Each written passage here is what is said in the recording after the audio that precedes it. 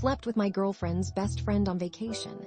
I messed up bad. Olivia squeezed my hand, her smile radiating the Tulum sunshine.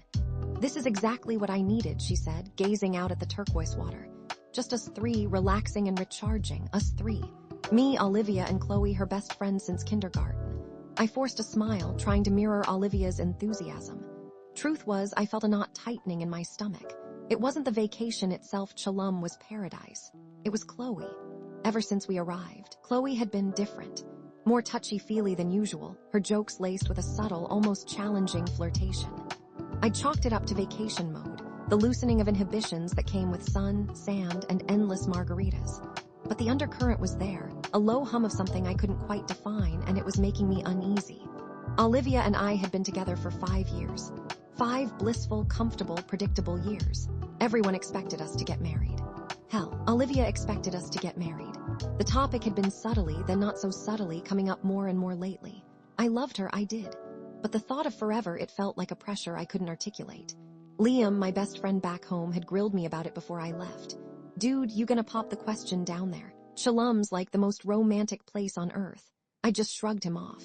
We'll see, man, no pressure. But the pressure was there. It was always there. The first few days were picture perfect. We explored Mayan ruins, swam in cenotes, and lounged on the beach. Olivia, radiant and carefree, seemed genuinely happy. Chloe played the role of the fun, adventurous best friend, always ready with a joke or a suggestion for the next activity. But her eyes kept finding mine, holding my gaze a beat too long. One evening, Olivia came down with a sudden stomachache. I think it was that fish taco. She groaned, clutching her stomach. I'm just gonna stay in tonight. Chloe and I exchanged a glance. We can stay in with you, I offered, feeling a pang of guilt. No, you guys go have fun, Olivia insisted. I'll be fine. Just get me some ginger ale, okay? And that's how I ended up at a beach club with Chloe, the warm night air thick with the scent of salt and the thumping rhythm of electronic music. One drink, I said, trying to sound firm. Just one. And then we're heading back to check on Olivia. Chloe just smiled, that knowing glint in her eyes again. Relax, Ethan. Live a little. One drink turned into 2, then 3. The music got louder, the crowd denser. Chloe pulled me onto the dance floor, her body close to mine. I tried to keep a respectful distance, but it was difficult in the crush of people. You know, she said, her voice barely audible above the music, Olivia's lucky to have you. I'm lucky to have her, I replied automatically. Are you? She asked, tilting her head, her eyes searching mine. I didn't answer. Later, while ordering another round of tequila shots, Chloe started openly flirting with a girl named Isabella who was sitting at the bar alone. She was beautiful, with long dark hair and a confident smile. Chloe's Spanish was surprisingly good. I watched them laugh and exchange numbers. A strange feeling washed over me. Jealousy? Was that even possible? We left the beach club sometime after midnight, the tequila blurring the edges of reality. As we walked back to the resort, the silence between us was charged. I should probably get back and check on Olivia, I said, fumbling for my room key. Chloe stopped in front of her door, which was right next to ours. Ethan, she said softly, her hand resting lightly on my arm. Can I be honest with you? My heart pounded in my chest. I knew what was coming. I'd known it all along. She hesitated, then took a deep breath. I've always had a thing for you, Ethan, since forever, but Olivia's my best friend. I tried to bury it. My head was swimming. The tequila, the music, Chloe's confession, it was all too much. Chloe, you shouldn't, I started to say, but she cut me off. She stepped closer, her lips inches from mine. Just one kiss, Ethan. Just one. And then I did the stupidest, most selfish thing I've ever done in my life. I kissed her back. The kiss was electric, desperate, and wrong. It was everything I hadn't allowed myself to feel, everything I'd been suppressing for years. One kiss led to another and another. Before I knew it, we were inside her room. I don't want to get into the details. The shame still claws at me when I think about it. All I can say is that I crossed a line I knew I shouldn't cross. The next morning was a blur of regret and nausea. I snuck back into my and Olivia's room before she woke up, the image of Chloe's face seared into my memory. I felt like the lowest form of life. At breakfast, Chloe acted like nothing had happened. She smiled brightly at both of us, her eyes sparkling with a secret I couldn't bear to look at. Olivia, still feeling under the weather, ate her toast in silence. I couldn't meet her gaze. Later that day, Olivia, feeling a bit better, suggested we take a walk on the beach. As we strolled along the shore, she slipped her hand into mine. I was thinking, she said, her voice soft, maybe after this trip we could start looking at rings. My stomach dropped. The guilt was crushing me. I had to tell her. I had to. But before I could find the words, Chloe pulled me aside. "We need to talk," she hissed, dragging me towards a secluded part of the beach.